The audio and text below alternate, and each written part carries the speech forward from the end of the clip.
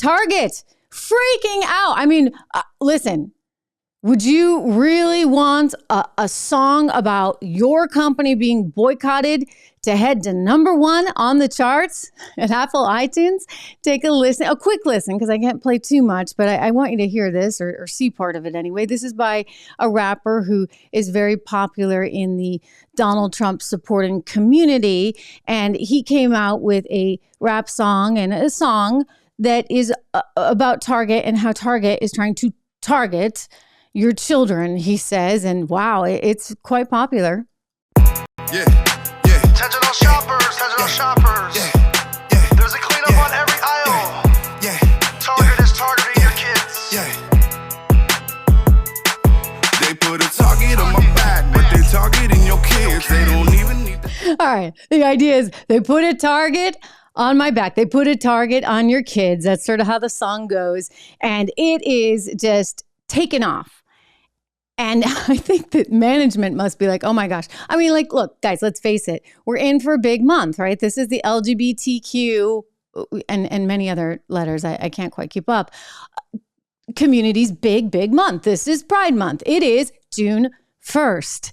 So you can look forward to a whole lot more sort of genuflecting and praising the community. I think, what we've seen is just a sampling of it, whether it be the Ford Raptor truck, whether it be the Bud Light Dylan Mulvaney thing, which, by the way, they were doing even before we got into Pride Month. And of course, you've got the giant display there at Target, which has gotten everybody so darn angry, understandably, given that it turns out one of the designers is somehow a Satan worshiper, although he says, no, that's misinformation. Give me a break. I've showed you this before, but we should just see it again because I'm just sick of people like this Eric Carnell saying, nope, just misinformation, nothing to see here.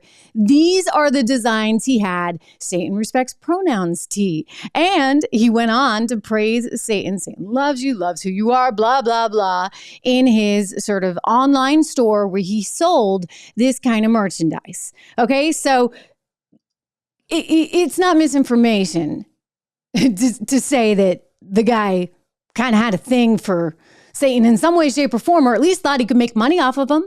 I mean, this is what he was promoting in his spare time when he was not designing pride, rainbow, onesies at Target. So people are like, you know what? I've had it. I don't need to shop at Target. Thank you very much. And by the way, this company, I should point out, which has lost about $10 billion in market cap. I should point out that this company has actually been struggling already, right? So it's not even the fact that this is coming. This is like on top of everything else it was dealing with.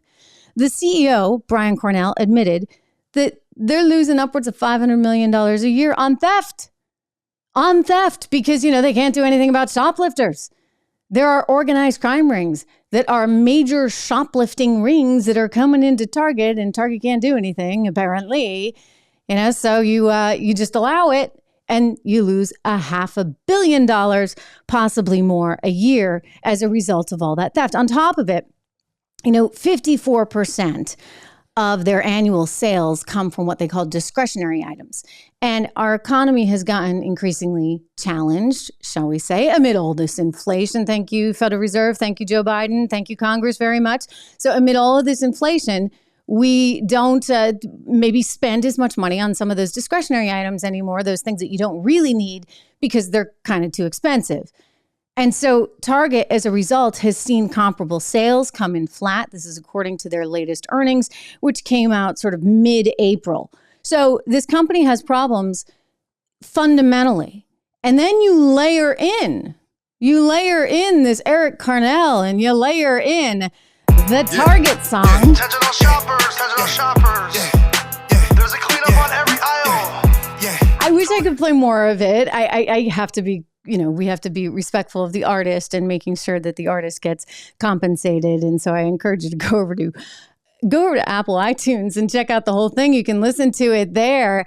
And I think you'll get a kick out. He was frustrated. He thought he was getting blocked or shadow banned by algorithms. And he went on Fox News and did Fox and Friends and spoke to the anchor there about it. And actually, it wound up getting quite a bit of pickup. And now it's being shared virally among people. And so just this week, it hit number one on Apple iTunes.